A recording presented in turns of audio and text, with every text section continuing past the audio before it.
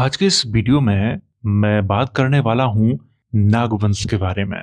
नागवंश के बारे में आप लोगों ने बहुत ही कम सुना होगा, क्योंकि इस वंश की चर्चा भारतीय इतिहास में अलग अलग नामों से की जाती है। नागवंश भारत का सबसे प्राचीन राजवंश है, परंतु कुछ इतिहासकार नागवंश की शुरुआत प्रथम शताब्दी ईसा पूर्व से मानते हैं, जो पूरी तरह से असत्य है।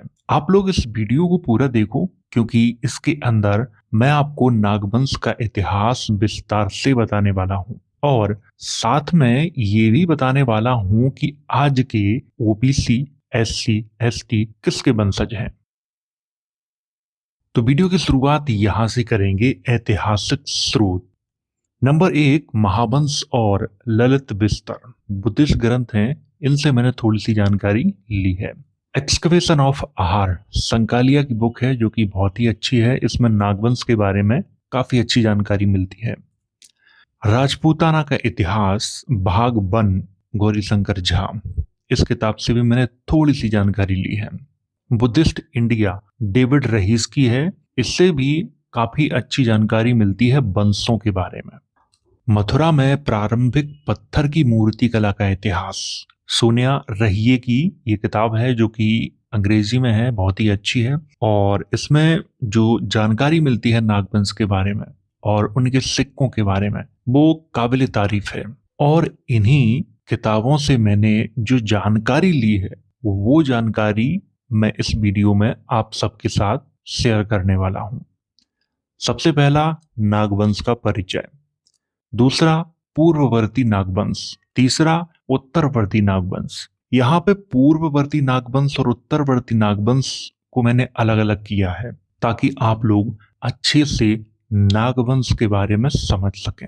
नागवंश के बारे में जितनी गहराई से मैं आपको इतिहास बताने वाला हूँ, उतनी गहराई से पूरे यूट्यूब पे क्या, पूरे गूगल पे आपको नहीं मिलेगा। ये पार्ट 1 है नागवंश के इतिहास का। नागवंश पर एक वीडियो में और लाऊंगा, उसमें भी आपको और इतिहास बताऊंगा। नागवंश का इतिहास बहुत ही बड़ा है। तो आइए आगे बात करते हैं।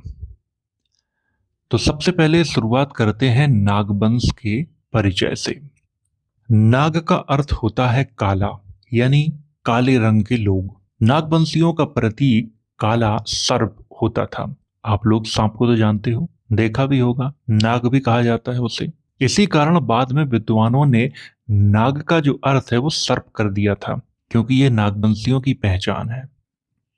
नागवंश के लोगों को कई नामों से जाना जाता है, जैसे नाग, इरावत, अनंत, अही, पणि, मणि, फणि, काला, पदम, धर्मन, बर्मन, चंद, नंद, दित्य, तक्ष, दाता, टक और भी नाम है, लेकिन वो बाद के नागवंशियों के हैं। उनकी मैं चर्चा अगले वीडियो में करूंगा। अही नागवंशियों का एक पूर्वज था, उसका नाम था अही, इसीलिए इन्हें अही के नाम से भी जाना जाता है। नागवंशियों को वेदों में दैत्य, असुर, राक्षस, यक्ष, दानव के नाम से संबोधित किया गया है। महायानी ग्रंथों में असुर और यक्षों को बोधिसत्वों का सहायक बताया गया है। आपको ध्यान रखना है कि वेदों में कौन से नागवंशियों को दैत्य, असुर, राक्षस, यक्ष, दानव कहा गया है? पूर्ववर्ती नागवंशियों को, यानी कि सम्राट अशोक के शासनकाल से पहले के जो नागवंशी थे उनको कहा गया है। सम्राट अशोक के बाद के जो नागवंशी थे उनको नहीं कहा गया है। ये बात आपको आगे समझ में आएगी जब मैं आपको अभी आगे पढ़ाऊंगा तब। तो इतना आप समझ गए होंगे। भारत में नाग पूजा के प्रमाण आज भी खूब देखने को मिलते हैं। आपके यहाँ नाग पूजा होती होगी, सबके यहाँ होती है, मेरे यहाँ भी होती है। नाग पंचमी का उत्सव नाग राजाओं का सबसे प्रसिद्ध उत्सव था, जो आज भी संपूर्ण भारत में प्रचलित है। नागवंश में कई महान राजा हुए, जिन्हें नाग देवता के नाम से आज भी संबोधित किया जाता है। उनकी पूजा सर्प के रूप में, यानी सांप के रूप में आज भी भारत में देखी जा सकती है। नागवंश में अनेक महान राजा हुए, अनेक महापुरुष हुए और इतने शक्तिशाली राजा हुए कि उनका साम्राज्य भारत से लेकर ग्रीक तक था। उन्हीं को नाग देवता के रूप में आज भारत में पूजा जाता है।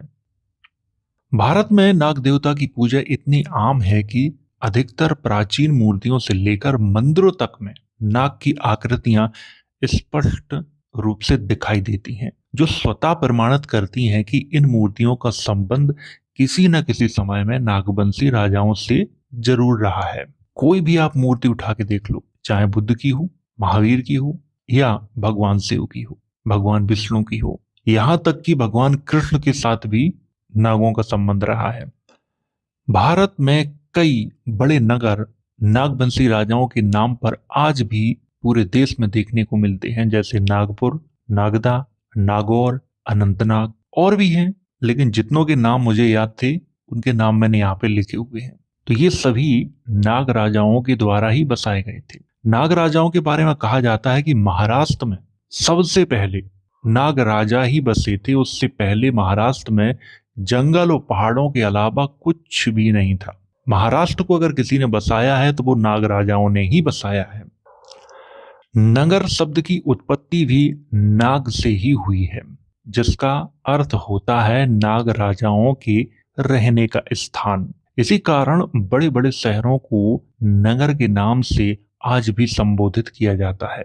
आप लोग समझ नहीं पाए होंगे। नगर जो शब्द है इसका संबंध किससे है? नाग राजाओं से। ना, गा और रा मतलब नाग राजाओं के रहने का स्थान।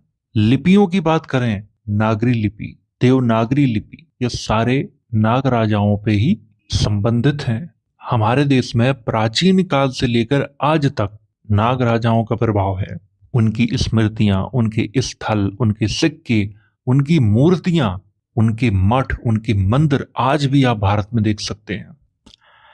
नागवंशियों ने ही भारत में बड़े नगरों के निर्माण की प्रथा को प्रारंभ किया था। हड़प्पा सभ्यता नागवंशियों की ही सभ्यता थी, क्योंकि उसमें मात्र सत्ता का प्रचलन था।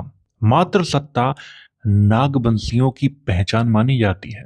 ये आपको बहुत अच्छे से ध्यान रखना है कि जो मात्र सत्ता है वो पूर्ववर्ती जो नागवंशी थे उनकी पहचान थी। ये पूर्ववर्ती नागवंशी मैं किसे कह रहा हूं? जो सम्राट अशोक से पहले भारत में राजा थे उन्हें मैं पूर्ववर्ती नागवंशी कह रहा हूं। ये आपको ध्यान रखना है। सम्राट अशोक के बाद जो नागवंशी राजा हुए वो उत्तरवर्ती नागवंशी हैं, जिनका इतिहास आपको कुछ जगह पे पढ़ने को जरूर मिलेगा, लेकिन पूर्ववर्ती जो राजा नागवंशी हुए उनका इतिहास पढ़ने को नहीं मिलता है। नागवंश भारत का सबसे प्राचीन राजवंश था। भारतीय इतिहास में नागवंश को अन्य नामों जैसे हर्यंक वंश को पितृहंता वंश भी कहते हैं। शाक्य या ओक्काकू को इक्ष्वाकु कहा जाता है। आप लोग यहाँ पे ध्यान रखें, ओक्काकू जो यहाँ पे लिखा हुआ है उसी को संस्कृत में क्या है? इक्ष्वाकु है। कोलीय, मल्ल, विधे, लिच्छवी, शिशुनाग वंश, नंद वंश, मौर्य वंश आदि के नामों से जाना जाता है किसको? नागवंश को। आप लोगों को बड़ा अजीब लग रहा होगा कि मैं ये क्या कह रहा हूं। अभी आप लोगों को मैं आगे अच्छे से समझा दूंगा। इन राजवंशों को प्राचीन नाग राजाओं का वंशज माना जाता है। जो प्राचीन नाग राजा थे उनका वंशज किसको माना जाता है? शाक्यों को, कोलियों को, मल्ल, विधे, लिच्छवी, शिशुनाग, नंद, मौर्य इनको माना जाता है। तो यहां तक आप लोग समझ गए होंगे। आगे बात करते हैं। भारतीय इतिहास की शुरुआत मगध के राजा बिंबिसार के हर्यंक वंश या पितृहंता वंश से की जाती है। आप लोगों ने इतिहास तो पढ़ा होगा, तो उसमें यही तो पढ़ाया जाता है। 544 ईसा पूर्व में बिंबिसार राजा थे मगध के, जो बुद्ध और महावीर के समकालीन थे। यही तो सब पढ़ाया जाता है।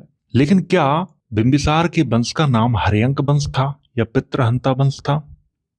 राजा बिंबिसार के वंश को हर्यंक और पितृहंता नाम इतिहासकारों के द्वारा दिया गया काल्पनिक नाम है ये, जबकि इस वंश का जो वास्तविक नाम था वो नागवंश था। उस समय ये चक्रवर्ती राजा हुआ करते थे। बौद्ध और जैनों का अगर इतिहास पढ़ें, यानी कि बौद्ध और जैनों के ग्रंथों को पढ़ें, तो उनमें स्पष्टता लिखा हुआ है 13वां चक्रवर्ती कौन है? अजातशत्रु। उसके बाद उन्होंने किसी को चक्रवर्ती राजा का दर्जा नहीं दिया है। भारतीय इतिहास में हर्यंक वंश के 7 राजाओं बिंबिसार, अजातशत्रु, उदयन, अनिरुद्ध, मुंड, दशक और नागदशक का इतिहास पढ़ाया जाता है, और आप लोगों ने इनका इतिहास पढ़ा भी होगा। हर्यंक वंश के अंतिम राजा का नाम नागदशक था, जिसके नाम में ही नाग शब्द जुड़ा हुआ है। साफ साफ दिखाई देता है कि इस वंश के राजा नागवंशी थे। हर्यंक वंश के अंतिम राजा नागदशक को एक दूसरे नागवंशी शिशुनाग के द्वारा मगध की गद्दी से उतार दिया गया था। यहाँ पर जो मैंने नाम लिखा है शिशुनाग, ये सही लिखा है, गलत नहीं लिखा है। तो आप लोगों को ऐसा नहीं लगना चाहिए कि यहाँ पर मैंने गलत लिखा हुआ है। उस जमाने के जो नाम थे वही मैंने लिखे हुए हैं। मगध पर एक नए राजवंश शिशुनाग की शुरुआत हुई, जो नागवंशियों का ही एक वंश था। यहां पर आपको समझना है अच्छे से, राजा बिंबिसार का जो वंश था वो भी नागवंश था। इसके बाद शिशुनाग भी नागवंश था, और शिशुनाग वंश के बाद नंद वंश का उदय हुआ, जिसके राजा अपने नाम में ही नंद और पदम शब्द लगाते थे, जो नागवंशियों के ही नाम थे। शुरुआत में मैंने बताए थे, आप लोगों को याद होगा। नंद वंश के पश्चात मौर्य वंश का उदय हुआ, जैसे इतिहास में हम मौर्य वंश के नाम से पढ़ते हैं। अशोक के शासन काल में पण या पणो नाम के सिक्के चलते थे, जिसका अर्थ है मौर्य वंश भी नागवंशियों का एक वंश था। कई ग्रंथों में इसके प्रमाण भी देखने को मिलते हैं। पण या पणो, इसके बारे में आप लोग अच्छे से पढ़ सकते हो, इंटरनेट पे भी आपको जानकारी मिल जाएगी। दक्षिण के संगम साहित्य में मौर्य राजाओं को नागों का वंशज बताया गया है। क्या बताया गया है? नागों का वंशज। राजपूताना के प्राचीन इतिहास और शिलालेखों में भी मौर्य राजाओं को नाग जाति से संबंधित बताया गया है, जिससे परमार वंश का उदय हुआ। ये एक बहुत ही महत्वपूर्ण जानकारी है। परमार वंश का उदय किससे हुआ था? मौर्य वंश से हुआ था। लेकिन परमार के संबंध में आजकल हमें क्या सुनने को मिलता है कि इनका जो उदय किससे हुआ था? अग्नि से हुआ था। इसके संबंध में एक कथा मिलती है, वो कथा भी हम सुनाते हैं आपको। तो कथा इस प्रकार है परमार वंश के उदय के बारे में। परमार वंश के राजा सिंधुराज के दरबारी जो कवि थे, जिनका नाम था पद्मगुप्त, वो अपने नव सहसांक चरित नाम के ग्रंथ में लिखते हैं, ऋषि वशिष्ठ ने ऋषि विश्वामित्र के विरुद्ध युद्ध में विजय प्राप्त करने के लिए आबू पर्वत पर यज्ञ किया। अब यहाँ पे आपको समझना है कि वशिष्ठ और विश्वामित्र दोनों एक दूसरे के कट्टर विरोधी थे, क्योंकि इनमें से एक देसी ब्राह्मण था और एक विदेशी ब्राह्मण था। अब देसी कौन है और विदेशी कौन है वो आप लोग देखो। जिसके अग्नि कुंड से एक वीर पुरुष उत्पन्न हुआ, यानी कि वशिष्ठ ने जो आबू पर्वत पे यज्ञ किया और उस यज्ञ से एक वीर पुरुष उत्पन्न हुआ। उस वीर पुरुष ने ऋषि वशिष्ठ के सामने प्रण लिया कि जितने भी ऋषि विश्वामित्र के समर्थक राजा हैं, मैं उन पर विजय प्राप्त करूंगा। इस वीर पुरुष ने परमार वंश की नींव डाली, लेकिन ये वीर पुरुष हार गया था, जीत नहीं पाया था। ये भी आपको ध्यान रखना है। इसी कारण परमार वंश को अग्निय वंशी राजवंश भी माना जाता है। ये जो कहानी है वो पूरी बकवास है। ये बात मैं क्यों कह रहा हूं कि ये जो घटना है ये हर्षवर्धन के शासनकाल के बाद की घटना है, 7वीं 8वीं शताब्दी की घटना है। ये कभी आप आबू पर्वत पे जाएं, मैं अपनी रिसर्च के दौरान गया था, आज भी आप वहां पे इस चीज को देख सकते हो। अग्निकुंड के प्रमाण आज भी हैं वहां पे, ये चीज आज भी दिखाई देती है। ये घटना कब की है? 7वीं 8वीं सदी की है। इनका वहां पे धर्मांतरण किया गया था, यज्ञ करके धर्मांतरण किया गया था। इसकी चर्चा मैं राजपूत और क्षत्रिय वाले वीडियो में करूंगा, तब आपको ये चीज अच्छी तरह समझ में आएगी, अभी नहीं करूंगा। तो ये जो परमार वंश के संबंध में जो कहानी मिलती है कि ये अग्निवंशी हैं, ये एक खोखली कहानी है, क्योंकि 7वीं 8वीं सदी में वशिष्ठ ऋषि नहीं थे, ना ही विश्वामित्र थे। अगर 7वीं 8वीं सदी में वशिष्ठ और विश्वामित्र थे तो फिर पूरा ही इतिहास बदल जाएगा। और ये कहानी अन्य ग्रंथों में भी मिलती है, लेकिन थोड़ी सी अलग है। वहां पे लिखा हुआ है कि वशिष्ठ की जो गाय थी उसको विश्वामित्र के जो पुत्र थे वो चुरा के ले गए थे, ऐसी भी कहानी मिलती है। लेकिन ये सारी कहानियां केवल कहानियां ही हैं, इतिहास नहीं है। ना आप लोग इन्हें इतिहास की दृष्टि से देखें। परमार वंश का जो उदय है वो मौर्य वंश से ही हुआ है। इसकी चर्चा राजपूताना के इतिहास में भी की जाती है। महावंश में शाक्यों को सूर्य वंश यानी कि सूर्य वंश और ओक्काकू यानी इक्ष्वाकु कुल का बताया गया है। किसमें बताया? महावंश में बताया गया है। ये आपको ध्यान रखना है। दीघ निकाय के परिनिब्बाण सूत्र के अनुसार रामगाम के जो कोलीय थे वो नागवंशी बुनकर थे। ये आपको ध्यान रखना है। दीघ निकाय प्रसिद्ध बौद्ध ग्रंथ है। ललित बिस्तर और महावस्तु के अनुसार शाक्य मुनि बुद्ध को ओकाकू यानी इक्ष्वाकु कुल का नाग बताया गया है। तो जो नागवंशी हैं वही इक्ष्वाकु हैं और इक्ष्वाकु ही नागवंशी हैं। इसीलिए आजकल आप लोगों ने एक बात जरूर देखी होगी कि ऐसी की कुछ जातियां हैं जिनके गोत्रों को आप अगर देखोगे तो वो सीधे सीधे सूर्य वंश और इक्ष्वाकु वंश से मेल खाती हैं। और यही कारण है कि भारत में बहुत सी जातियां ऐसी हैं जिनके गोत्र एक समान हैं। क्यों हैं? क्योंकि उनके पूर्वज किसी न किसी समय में एक जरूर रहे हैं। जो नागवंशी इक्ष्वाकु थे वे ही शाक्य कोलीय मल्ल लिच्छवी मौर्य के नाम से जाने गए। ये भी आपको ध्यान रखना है। तो ये तो था पूर्ववर्ती नाग राजाओं का इतिहास।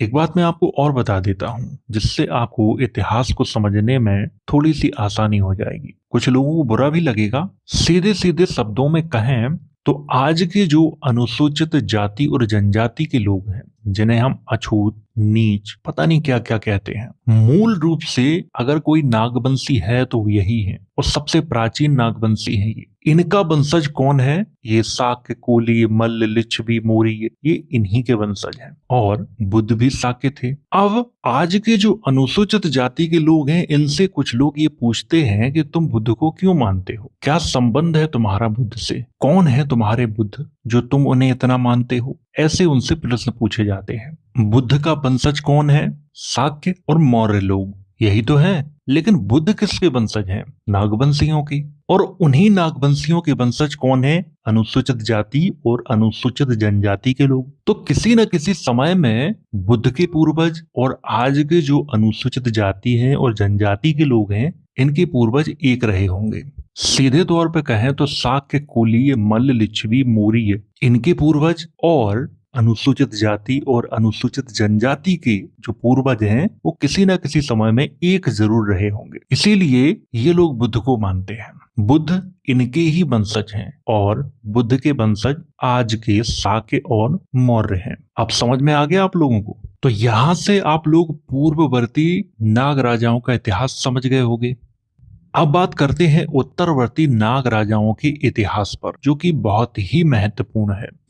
विदिशा के नागवंशी राजाओं की जानकारी मथुरा के दाता राजाओं के सिक्कों से मालूम होती है। एक जानकारी अभी मैं आपको दे देता हूँ। यहाँ पर उत्तरवर्ती जो नाग राजा हैं उनका मैं पूरा इतिहास नहीं पढ़ा रहा हूँ, केवल विदिशा के जो नागवंशी राजा थे जो कि विदेशी थे उनका इतिहास पढ़ा रहा हूँ। और वो विदेशी अपने आप को क्या कहते थे कि मैं नागवंशी हूँ। अब वो क्यों कहते थे ये? क्योंकि उन्होंने यहाँ पे आके, भारत में आके बौद्ध धर्म को स्वीकार कर लिया था, इसीलिए वो भी अपने आप को नागवंशी कहते थे।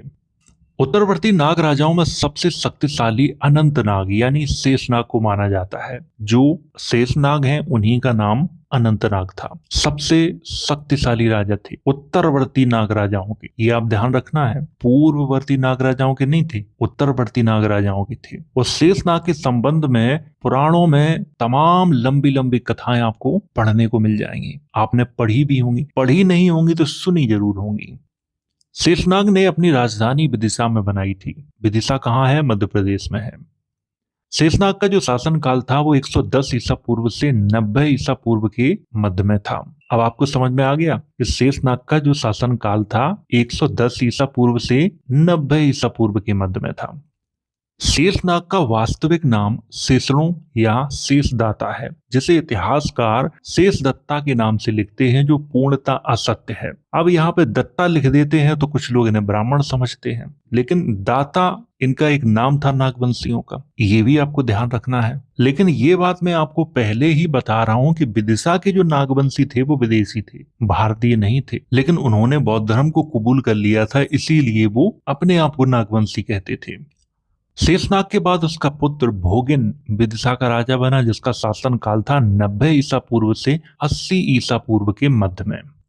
राजा भोगिन को नगरों को ध्वस्त करने वाला राजा कहा जाता था, यानी बड़े बड़े जितने नगर हुआ करते थे उनको ध्वस्त करने वाला राजा भोगिन को कहा जाता था। भोगिन के बाद विदिशा का राजा रामचंद्र बना, जिसे सदाचंद के नाम से भी जाना जाता है। रामचंद्र का शासनकाल 80 ईसा पूर्व से 50 ईसा पूर्व के मध्य में था और रामचंद्र का ये सिक्का है जो मथुरा से प्राप्त हुआ था। इन राजाओं के सिक्के आज मौजूद हैं, आप लोग उन्हें देख सकते हो और उन सिक्कों से इनके शासनकाल की जानकारी भी मिलती है। रामचंद्र के बाद विदिशा का राजा धम्मवर्मन बना, जिसका शासनकाल 50 ईसा पूर्व से 40 ईसा पूर्व के मध्य में था। धम्मवर्मन के बाद विदिशा का राजा बंगारा बना, जिसका शासनकाल 40 ईसा पूर्व से 31 ईसा पूर्व के मध्य में था। बंगारा के शासनकाल में ही सातवाहन राजाओं ने विदिशा को अपने अधिकार में ले लिया था, जिसके कारण वहां से इन्हें पलायन करना पड़ा था और अपनी जो राजधानी थी वो पवाया यानी पद्मावती को उन्होंने बना लिया था। 31 ईसा पूर्व से 20 ईसा पूर्व के मध्य में कौन राजा हुआ, इसका इतिहास ही नहीं मिलता है। इसका कारण भी यही है कि सातवाहन राजाओं ने विदिशा पे अधिकार कर लिया था। बंगारा के बाद भूतनंद पवाया यानी पद्मावती का राजा बना, जिसका शासनकाल 20 ईसा पूर्व से 10 ईसा पूर्व के मध्य में था। भूतनंद के बाद शिशुनंद पवाया यानी पद्मावती का राजा बना, जिसका शासनकाल 10 ईसा पूर्व से 25 ईस्वी के मध्य में था। शिशुनंद के बाद यशनंद राजा हुआ, जिसका शासनकाल किसी भी इतिहासकार को पता नहीं है। यशनंद के बाद पुरुषदाता, उत्तमदाता, कामदाता, भावदाता और अंत में शिवदाता पवाया यानी पद्मावती का राजा बना, जिसे 78 ईस्वी में कुषाणों ने अपने अधीन कर लिया था। पुरुषदाता के ये सिक्के हैं, आप लोग इन्हें देख सकते हो। ये उत्तमदाता के सिक्के हैं, ये शिवदाता के सिक्के हैं। इन राजाओं के सिक्के आज भी आप लोग देख सकते हो। इनका इतिहास फर्जी नहीं है, इनका इतिहास सही है, वास्तविक है। जाटों में एक गोत्र है शेषणों। शेषणों वंश के जो जाट हैं वो शेषना के ही वंशज हैं। तो यहां से आप लोग पूर्ववर्ती नागराजा और उत्तरवर्ती नागराजाओं के बारे में जान गए होंगे। पार्ट 2 में मैं वासुकी नाग और अन्य नागराजाओं के बारे में आपको बताऊंगा। तो वीडियो अगर अच्छा लगा हो तो इसे लाइक करें, शेयर करें। वीडियो देखने के लिए धन्यवाद।